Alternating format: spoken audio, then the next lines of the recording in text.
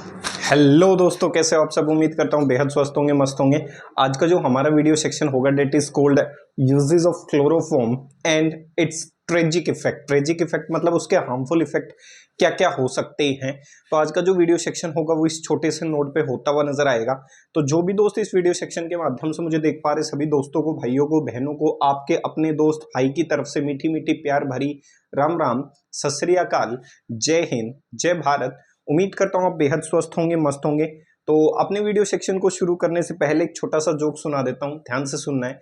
Joke क्या है? Joke है, आपने देखा होगा जब लोग पेट्रोल पंप पे जाते हैं बाइक में तेल डलवाने के लिए या किसी भी व्हीकल में तेल डलवाने के लिए, तो ज्यादातर जो लेडीज स्टाफ होता है उसको क्या कर देते हैं, बाहर की तरफ छोड़ देते हैं।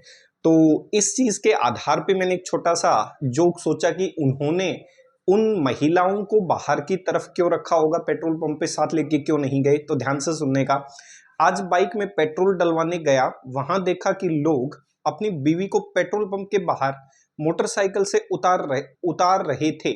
मैं सोचने लगा कि ऐसा क्यों कर रहे हैं। फिर मेरी नजर वहां लगे बोर्ड पे पड़ी और मैं बहुत हंसा। लिखा था आग लगाने वाली चीजें दूर रखें। तो इसीलिए भाई जब मोटरसाइकिल के ऊपर जब कोई अपनी पत्नी को लेके जाता है तो इसीलिए उनको बाहर छोड़ देता है, क्योंकि आग लगाने वाली चीजों को कहाँ रखा जाता है, बाहर की तरफ रखा जाता है। सही भाई, उनकी आवाज क्या है, जो आवाज है, जो भाषा है, बड़ी तीखी होती है। तो देखो ध्यान से, क्लोरोफॉर्म जो है वो कहाँ कहाँ यूज हो सकता है। पहला, सबसे पहले it is used as a solvent. It is used as a solvent. किसका? It is used as a solvent of resins. Resin के लिए solvent की तरह यूज हो सकता है। And oil and fat. सही है, ये solvent की तरह काम कर सकता है। सबसे पहला इंपॉर्टेंट बात। दूसरा, कैसे solvent की तरह, खुद ऑर्गेनिक कंपाउंड है तो it is used as a organic solvent. सही है, ये ऑर्गेनिक सोलवेंट की तरह क्या कर सकता है बाबू भाई, काम कर सकता है। सही है, रेजिन्स और ऑयल और फैट के लिए तो ये सोलवेंट का काम करता ही करता है। साथ साथ ये खुद अपने आप में कैसा सोलवेंट है, एक ऑर्गेनिक सोलवेंट है, वहां भी इसको यूज किया जा सकता है। तीसरा, क्लोरोफॉर्म जो होता है इससे दूसरे ऑर्गेनिक कंपाउंड्स का भी निर्माण किया जा सकता है। तो अदर ऑर्गेनिक कंपाउंड की प्रिपरेशन में भी क्लोरोफॉर्म क्या होता है, इंपॉर्टेंट रोल प्ले करता है। It is used for it is used for preparation of other organic compounds. सही है, other organic compounds. It is used for preparation of other organic compound. दूसरे ऑर्गेनिक कंपाउंड बनाने के लिए भी क्लोरोफॉर्म का क्या किया जाता है, यूज किया जाता है। जैसे कौन कौन से ऑर्गेनिक कंपाउंड आप बना सकते हो, सच एज, पीछे बना के दिखाए थे, सच एज अल्काइन बनाई थी। सही है, और क्या बना सकते हो, एंड एल्डिहाइड बना सकते हो। सही है, अल्काइन बना सकते हो, एल्डिहाइड बना सकते हो, एक्सेट्रा। देखो पीछे हमने क्या किया था, अगर आपको ध्यान हो तो ये क्लोरोफॉर्म था। सही है, इसकी रिएक्शन जब सिल्वर के साथ की थी तो हमने जो प्रोडक्ट पाया था वो ये प्रोडक्ट पाया था। सही है, अब देखो ध्यान से, यहां से जो प्रोडक्ट बना था वो हमने ये पाया था। यहां से बाहर क्या हो गया था, 6 AgCl बाहर हो गया था। CH ट्रिपल बॉन्ड CH क्या बना था, CH ट्रिपल बॉन्ड CH, इसी को हमने क्या कहा था, अल्काइन। तो आपका जो क्लोरोफॉर्म है ये दूसरे ऑर्गेनिक कंपाउंड बनाने के लिए भी बड़ा क्या है, इंपॉर्टेंट है। तो ये इंपॉर्टेंट चीज है भाई, क्लोरोफॉर्म की सहायता से आप दूसरे ऑर्गेनिक कंपाउंड भी क्या कर सकते हो, प्रिपेयर कर सकते हो। तो it is use for preparation of other organic compound. देखो एल्डिहाइड कहां बनाया था, जब क्लोरोफॉर्म की प्रिपरेशन कर रहे थे तो वहां पे कंपोनेंट बना था दूसरे ऑर्गेनिक कंपाउंड। जैसे भाई क्लोरल बना सकते हैं, CHOCCl3, याद करो। सही है, तो क्लोरोफॉर्म की सहायता से आप क्या बना सकते हो, क्लोरल भी बना सकते हो। बहुत सारे ऑर्गेनिक कंपाउंड है, अल्काइन बना सकते हो, एल्डिहाइड बना सकते हो। इसके बाद इंपॉर्टेंट बात जो है वो ये कि इसे आप एनेस्थीसिया की तरह भी यूज कर सकते हो। It is used as a it is used as a anesthetic. It is used as a anesthetic agent for surgery. सही है, जब सर्जरी करते हैं तो वहां आप इसे एनेस्थेटिक एजेंट की तरह यूज कर सकते हो, ANA. सही है, it is used as a anaesthetic agent for surgery. इसे आप एनेस्थेटिक एजेंट की तरह भी यूज कर सकते हो. एनेस्थेटिक एजेंट्स वो होते हैं जो रिस्पॉन्सिबल हों क्या करवाने के लिए, बेहोशी करवाने के लिए. भाई ऐसे एजेंट्स, ऐसे केमिकल जो क्या करवा सकते हो, किसी व्यक्ति को बेहोश कर सकते हो. सही है, उसको अनकॉन्शियस कर सकते हो. ऐसे एजेंट्स को आप क्या कह सकते हो, एनेस्थेटिक एजेंट कह सकते हो. आपने मूवीज में देखा होगा जब किसी हीरोइन को आपकी जो विलन होते हैं वो जब किडनैप करने आते हैं तो एक लिक्विड साथ लेके आते हैं और उसके मुंह पे लगा देते हैं, वो आसानी से बेहोश हो जाती है. इसका मतलब वो किसका काम कर रहा है, एक एनेस्थीसिया का काम कर रहा है, एक एनेस्थेटिक एजेंट का काम कर रहा है. तो जब भी किसी व्यक्ति की पहले सर्जरी की जाती थी, आज तो फिर भी अलग अलग प्रकार के केमिकल्स आ चुके हैं, जब साइंस धीरे धीरे डेवलप कर रही थी तो उस समय जब लोगों की सर्जरी की जाती थी, किसी भी प्रकार का ऑपरेशन किया जाता था, तो क्लोरोफॉर्म को एनेस्थेटिक एजेंट की तरह क्या किया जाता था, यूज किया जाता था. तो it is used as a anaesthetic agent for surgery. Surgery के लिए इसे आप एनेस्थेटिक एजेंट की तरह क्या कर सकते हो, यूज कर सकते हो. अगला important, it is used for preparation of CFC.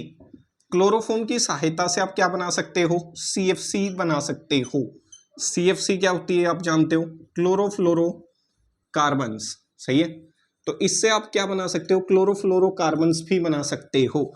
तो क्लोरोफॉर्म की सहायता से एनेस्थेटिक एजेंट हो गया, ऑर्गेनिक सोलवेंट की तरह यूज हो गया. तीसरा, आप इसे अदर ऑर्गेनिक कंपाउंड बनाने के लिए भी इस्तेमाल कर सकते हो. और इंपॉर्टेंट रोल क्या हो गया, इसकी सहायता से आप किसकी फॉर्मेशन भी कर सकते हो, क्लोरोफॉर्म की प्रिपरेशन भी क्या कर सकते हो, तैयार कर सकते हो. तो उम्मीद करता हूं यहां तक ये यूजेस जो हैं वो क्लियर हो गए होंगे. इंपॉर्टेंट है कि एनेस्थेटिक एजेंट की तरह सर्जरी के दौरान क्या करता हुआ नजर आएगा, यूज होता हुआ नजर आएगा. सही है, लिखो तब तक. सही है, ध्यान से सुनो, एक चुटकुला सुना देता हूं, ध्यान से सुनो. आजकल जो लड़के हैं वो बड़े बड़े बाल रखते हैं, पता ही नहीं चलता कि भैया है या बहन जी है. तो ध्यान से सुनना है, लड़कों के लिए है ये चुटकुला, ध्यान से सुनो. मम्मी तू बाल क्यों नहीं कटवाता, लड़का. ओ मम्मी इट्स फैशन. मम्मी नालायक, तेरी बड़ी बहन को देखने आए थे, वो तुझे पसंद करके चले गए. तो ऐसा ना हो भाई, सही है, कि आपके घर में बहन को कोई देखने आए बाहर से रिश्ता करने वाले और तुम्हें बहन देखकर तुम्हें पसंद कर जाएं. तो इसीलिए सभी लड़कों से अनुग्रह है, आग्रह है कि भाई अपने बालों की जो सीमा है वो लड़कियों जैसी करने की कोशिश ना करें. वहां तक कर लेते हो कोई बात नहीं, बाल बड़े हो जाते हो कोई दिक्कत नहीं, लेकिन हेयर बैंड डाल लेते हो भाई, आजकल तो अजीब ही फैशन चल रहा है, पता ही नहीं चल रहा कि भैया है या बहन जी है. तो हेयर बैंड तो ना डालो कम से कम. धीरे धीरे मुझे लग रहा है कि नाक के अंदर बाली भी डालना शुरू कर देंगे, कानों में तो डाल ही रहे हैं. सही है, फिर कहेंगे कि ये किसी देवी देवताओं के नाम पे हमने कान में डलवा रखे कुछ भी, मतलब. सही है भाई, पता नहीं क्या ही हो रखा है लड़कों को. देखो अब इसके कुछ साइड इफेक्ट्स दिखा देता हूं. सही है, क्लोरोफॉर्म के यूजेस होने के बाद अब अगला क्वेश्चन आता है, that is called tragic effect. Tragic effect का मतलब होता है हार्मफुल इफेक्ट्स. अगला है ट्रेजिक इफेक्ट्स. सही है, हार्मफुल. ट्रेजिक का मतलब क्या होता है, हार्मफुल इफेक्ट्स. ट्रेजिक का मतलब क्या होगा, हार्मफुल. उसके क्या क्या दुष्प्रभाव हैं. सही है, ट्रेजिक इफेक्ट्स ऑफ क्लोरोफॉर्म. देखो ध्यान से, क्लोरोफॉर्म के क्या क्या दुष्प्रभाव हैं अगर इसे अधिक मात्रा में आप यूज करते हैं. देखो, पहला, आपने अभी अभी कहा कि ये एनेस्थीसिया, एनेस्थेटिक एजेंट का काम करता है, मतलब बेहोशी का, व्यक्ति को बेहोश करने का क्या करता है, काम करता है. तो if chloroform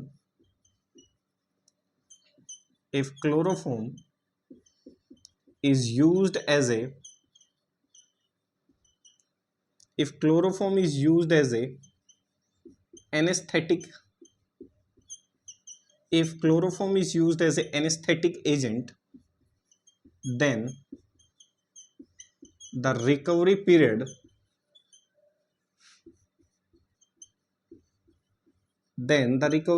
of that person is not very good. भाई आपको पता है जब आप उसको एनेस्थेटिक एजेंट की तरह ही यूज करोगे, बेहोश करने के लिए इस्तेमाल करोगे, तो जब व्यक्ति अपना सारा काम करके रिकवर होने की कोशिश करेगा, भाई जो भी आपने जिस भी कारण वजह से उसको बेहोश किया, बेहोश होने के बाद वो व्यक्ति क्या करना शुरू करेगा, भाई उसका नशा जब उतर जाएगा, उसकी बेहोशीपन जो है वो उतरना शुरू करेगी, तो जब वो धीरे धीरे बॉडी को रिकवर करने की कोशिश करेगा तो रिकवरी के कुछ एक साइड इफेक्ट निकल के आने शुरू हो जाते हैं। मतलब उस व्यक्ति की रिकवरी तो होगी लेकिन रिकवरी अच्छी नहीं होगी। तो रिकवरी को इफेक्ट करता है, उस व्यक्ति की हेल्थ को क्या करना शुरू कर देता है, प्रभावित करना शुरू कर देता है, अगर आप क्लोरोफॉर्म को एनेस्थेटिक एजेंट की तरह यूज करते हो सर्जरी के दौरान। तो देखो कैसे इफेक्ट करेगा, कैसे, देखो ध्यान से। क्लोरोफॉर्म ऐसे इफेक्ट करेगा, chloroform is toxic to liver. भाई जैसे ही आप उसको क्या करोगे, उस व्यक्ति को एनेस्थेटिक एजेंट की तरह ही यूज करोगे, ऐसे लगाओगे रुमाल के ऊपर या किसी भी तरीके से आपने उस क्लोरोफॉर्म को इनटेक करवाया होगा इंडिविजुअल पर्सन को। अब जैसे ही उस व्यक्ति के पास आप क्लोरोफॉर्म लेके गए ऐसे मुंह के पास, तो आपको पता है कि हमारे शरीर में क्या मौजूद होती है, ऑक्सीजन, और आपको पता है पहली रिएक्शन यही करवाई थी, ऑक्सीडेशन। अगर क्लोरोफॉर्म ऑक्सीजन और लाइट की मौजूदगी में किसके कांटेक्ट में आ गया, किसके कांटेक्ट में आ गया, इन चीजों के कांटेक्ट में आ गया, तो आसानी से किस में कन्वर्ट हो जाएगा, एक टॉक्सिक गैस जिसका नाम क्या है, फोस्जीन। और आपको तो खुद पता है लीवर और जो किडनी होती है, toxic to liver and kidney. आपको पता है जो लीवर होता है वो हर चीज को क्या करने की कोशिश करता है, ऑक्सीडाइज करने की कोशिश करता है। तो जैसे ही तुमने इनटेक करवाया, जैसे ही तुमने क्लोरोफॉर्म लगाया, तो क्लोरोफॉर्म की कुछ एक वेपर्स शरीर में पहुंची होंगी, शरीर में क्या मौजूद रहा होगा, लीवर और किडनी। और जैसे ही वो वेपर्स अंदर घुसेंगी तो लीवर उस वेपर्स को क्या करने की कोशिश करेगा, ऑक्सीडाइज। और क्लोरोफॉर्म जैसे ही ऑक्सीडाइज होगा तो शरीर में कौन सी गैस बन जाएगी, फोस्जीन। और फोस्जीन कैसी होती है, टॉक्सिक। इसीलिए उस व्यक्ति का रिकवरी पीरियड क्या नहीं होता, अच्छा नहीं होता। तो chloroform is toxic to liver and kidney because it oxidises, it कौन, लीवर या kidney, because it oxidises chloroform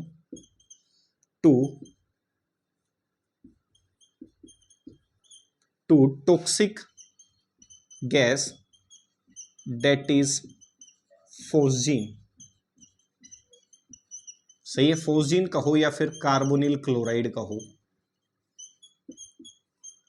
भाई जैसे ही लीवर के संपर्क में आएगा, ये आपका क्लोरोफॉर्म है, सही है। जैसे ही किसके संपर्क में आएगा, लीवर के संपर्क में आएगा, सही है। किसके संपर्क में आया, लीवर या फिर किडनी के संपर्क में आया। जैसे ही लीवर और किडनी के संपर्क में आएगा तो फोस्जीन गैस बना देगा, सही है। ये कौन सी गैस बन गई, फोस्जीन। और ये सारी रिएक्शन किसके अंदर हो रही है, ये जो ऑक्सीजन आई है ये कहाँ से आई है, जब अपने शरीर के अंदर लीवर और क्या रही होगी, किडनी। लीवर और किडनी क्या कर सकते हैं, ऑक्सीडेशन करवा सकते हैं, कोज ऑक्सीडेशन। वहां से ये ऑक्सीजन आई है, कोज ऑक्सीडेशन, सही है। अब ये ऑक्सीजन कहाँ से आई, जब आपने क्लोरोफॉर्म के वेपर्स को इनटेक किया होगा, वो वेपर्स आपके शरीर में गए होंगे, और वेपर्स शरीर में जाने की वजह से आपको पता है शरीर में क्या मौजूद होती है, ऑक्सीजन। कहाँ मौजूद होती है, फूड की ऑक्सीडेशन के लिए यूज करोगे ना ऑक्सीजन को, तो कुछ एक ऑक्सीजन के जो मॉलिक्यूल हैं उस क्लोरोफॉर्म के वेपर्स के साथ जुड़ जाते हैं और एक टॉक्सिक कंपोनेंट बना लेते हैं, दैट इज कॉल्ड फोस्जीन। और वो जो फोस्जीन होता है वो शरीर के लिए क्या होता है, टॉक्सिक होता है। क्या होता है, टॉक्सिक होता है। तो ये जो ऑक्सीजन था लीवर और किडनी का, वो ऑक्सीडेशन करवा देंगे, वहां से इस ऑक्सीजन को क्या करेगा, इनटेक। लीवर या किडनी में जो भी ऑक्सीजन थी उसको इनटेक करेगा, एक टॉक्सिक कंपोनेंट बना देगा, दैट इज फोस्जीन, सही है। तो इसीलिए उसकी रिकवरी पीरियड क्या नहीं होती, अच्छी नहीं होती। तीसरा, क्लोरोफॉर्म जो होता है वो कार्सिनोजेनिक होता है नेचर में। तीसरा, क्लोरोफॉर्म इज कार्सिनोजेनिक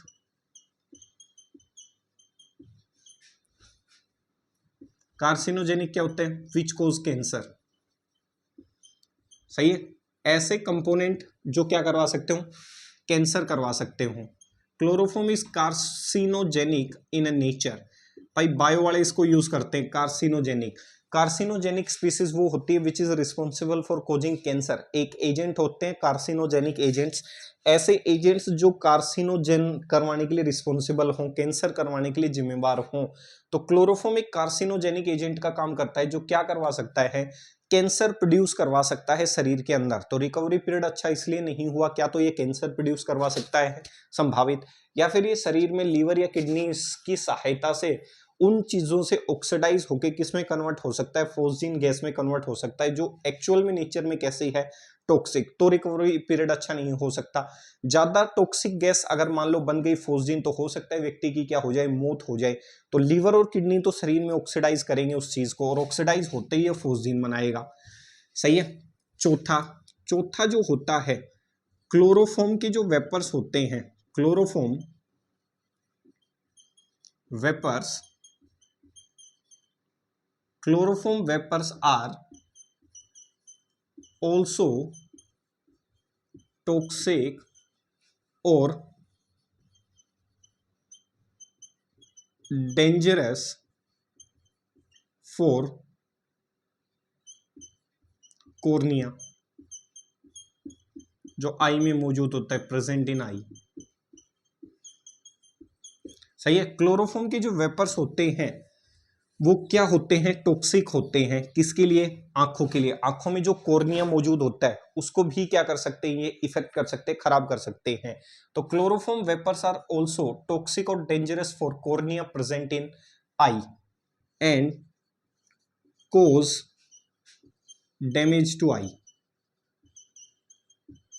सही है। और आई को क्या कर सकते हैं, डैमेज कर सकते हैं। साथ साथ ये देखो वेपर्स चल रहे हैं, तो एक डाटा बता देता हूं। ब्रीथिंग क्लोरोफॉर्म वेपर्स, अगर आपने सांस के माध्यम से क्लोरोफॉर्म वेपर्स को इनटेक कर लिया, breathing chloroform vapours near about 900 ppm। ppm क्या होता है, पार्ट्स पर मिलियन। अगर आपने क्लोरोफॉर्म के वेपर्स जो हैं वो इनहेल कर लिए, और कितनी मात्रा तक इनहेल कर लिए, 900 पार्ट्स पर मिलियन तक इनहेल कर लिए। Breathing chloroform vapours near about 900 parts per million, वो क्या करवाएगा, इट कोज नोजिया, हेडेक, सर दर्द होने लग जाएगा, उल्टी आने की संभावना हो जाएगी। सही है। और डिजीनेस, आलसीपन बढ़ना शुरू हो जाएगा, चिड़चिड़ाहट बढ़नी शुरू हो जाएगी। भाई आलसीपन होगा, चिड़चिड़ाहट बढ़ना शुरू हो जाएगी, सर में दर्द होना शुरू हो जाएगा, जी घबराने लग जाएगा, उल्टी करने का मन करेगा। अगर आपने क्लोरोफॉर्म के वेपर्स किस मात्रा तक इनटेक कर लिए, 900 पार्ट्स पर मिलियन तक, तो हो सकता है आपकी हेल्थ पे क्या होना शुरू हो जाए, दुष्प्रभाव होना शुरू हो जाए। तो ये कुछ एक ट्रेजिक इफेक्ट्स हैं किसके मेरे भाई, क्लोरोफॉर्म के। देख लो ध्यान से। सही है। तब तक आपको कोई दिक्कत नहीं होने का।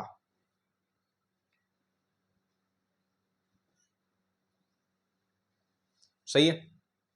पहचान लोगे, पहचान लो तो भाई।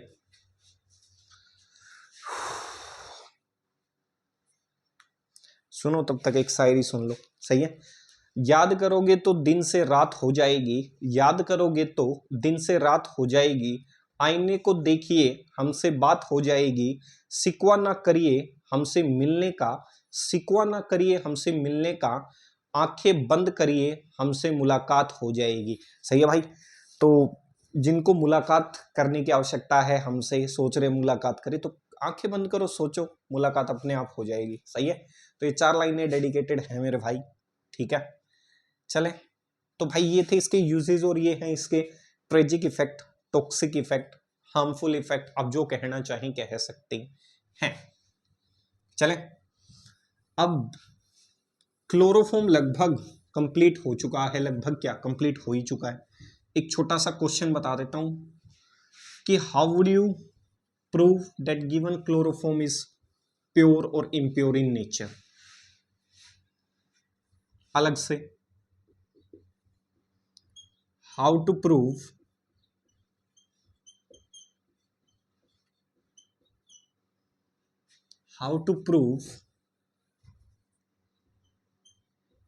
Given chloroform is pure. आप ये कैसे साबित करें कि जो गिवन क्लोरोफॉर्म है वो नेचर में कैसा है, प्योर है। ध्यान से देख लो, how to prove given chloroform is pure. आपको ये प्रूव करना है कि गिवन क्लोरोफॉर्म क्या है, प्रूव है। तो देखो प्रूव कैसे करोगे। पहला स्टेप, आपको पता होता है जो क्लोरोफॉर्म है वो किसके संपर्क में आएगा, ये आपका क्लोरोफॉर्म हो गया। आपको ये प्रूव करना पड़ेगा। अब देखो, गलती से क्लोरोफॉर्म की बोतल खुली होगी, अब वो बोतल किसके संपर्क में आई होगी, अंदर क्या घुसा होगा, एयर घुसी होगी। तो जैसे ही क्लोरोफॉर्म एयर के संपर्क में आता है, क्या बना लेता है, फोस्जीन बना लेता है, COCl2 प्लस HCl कह सकता हूँ, ये फोस्जीन बनी होगी।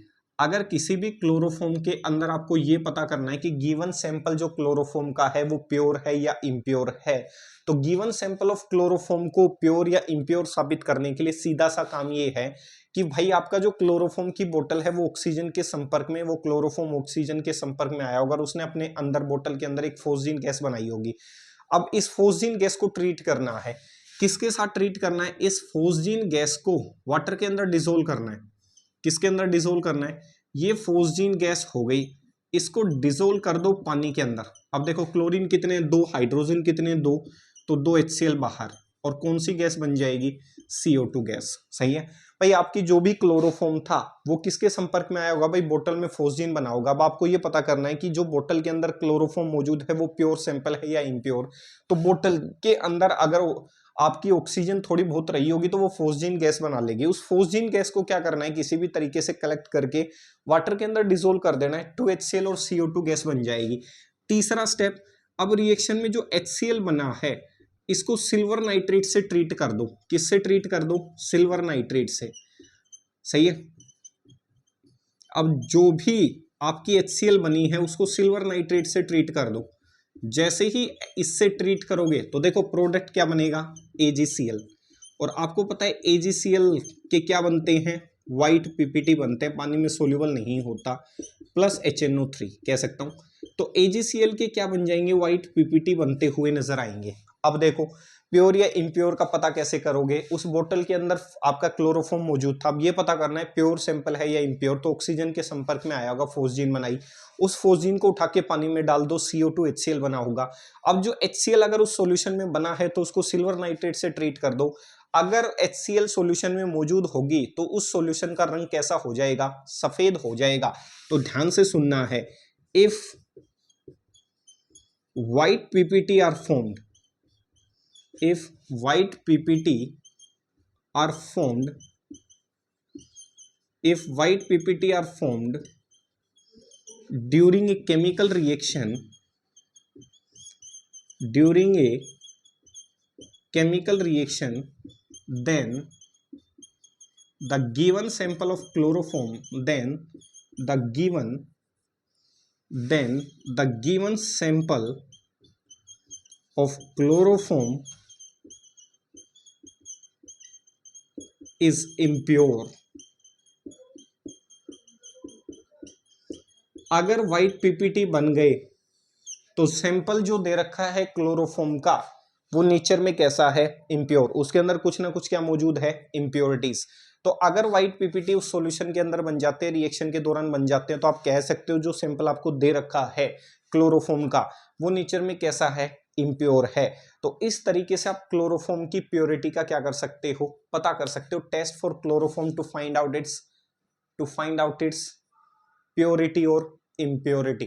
तो ये एक टेस्ट की तरह यूज किया जा सकता है कि क्लोरोफॉर्म में प्योरिटी मौजूद है या नहीं है। अगर व्हाइट PPT बनते हैं तो मान के चलना है उस गिवन सैंपल ऑफ क्लोरोफॉर्म में इम्प्योरिटी मौजूद रही होगी, वो given sample of chloroform nature में कैसा रहा होगा, इम्प्योर रहा होगा। सही है, उम्मीद करता हूं ये बातें समझ आई होंगी। सही है, ध्यान से सुन लो एक शायरी। सही है, ये शायरी माँ के लिए है क्योंकि हर चीज़ माँ समझती है, बाकी कोई नहीं समझ पाते। तो ध्यान से सुनने का, बड़ी गहरी लाइनें हैं। मेरी मंजिल से दूरी है ये दुनिया समझती है, मेरी मंजिल से दूरी है ये दुनिया समझती है, मेरी ख्वाहिशें अधूरी हैं ये महबूबा समझती है, मगर इन ख्वाहिशों इन मंजिलों के बीच की खुशियाँ कब क्या ज़रूरी है ये मेरी माँ समझती है। सही है भाई, और कोई समझे ना समझे, लेकिन आपको अपनी माँ जरूर समझ लेती है कि आपको जीवन में कब किस समय क्या चाहिए, और वो उसी समय प्रदान कर देती हैं। बाकी दुनिया में ऐसा कोई व्यक्तित्व नहीं है जो आपको जिस चीज की आवश्यकता पड़े वो चीज समय पे उपलब्ध करवा दे। सही है। बाकी सब ढकोसला करते हैं कि हम आपके साथ हैं। साथ तब तक है जब तक उनको आपकी जरूरत है। जिस दिन जरूरत खत्म उस दिन उनका साथ खत्म। सही है। तो इस मुखालफे में कभी ना रहें कि ये आपका दोस्त है। कई बार चिकनी चिकनी चुपड़ी चुपड़ी लंबी लंबी बातें कर देते हैं कि हम आपका जीवन भर साथ देंगे, बकवास कर रहे हैं। ऐसे व्यक्ति ही जीवन में सबसे पहले हाथ छुड़वा कर जाते हैं। सही है। तो साथ तब तक है जब तक जरूरत है। इज्जत जो है वो इंसान की नहीं, उसकी जरूरत की है। ध्यान रखें इस चीज का। तो मिलेंगे फिर अगले वीडियो सेक्शन में। तब तक के लिए स्टे सेफ, स्टे सिक्योर, माता पिता का ध्यान रखें। जय हिंद, जय भारत।